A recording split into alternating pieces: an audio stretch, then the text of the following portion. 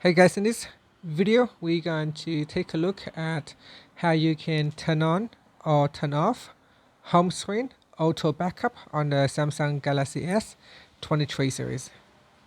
First, tap on the home button to return back to the home screen, and from the home screen swipe down at the top, then tap on the settings icon.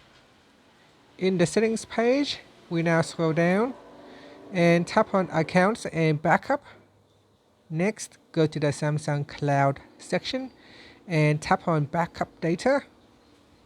In here, you want to scroll down and tap on Home Screen. Tap on the toggle button to switch it off or turn it on.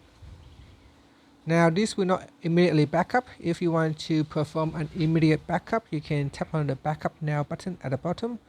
This will allow the phone to go ahead and immediately backup the data to the cloud or to Samsung Cloud. And that's it. Finally, you can tap on the home button to return back to the home screen. Thank you for watching this video. Please subscribe to my channel for more videos.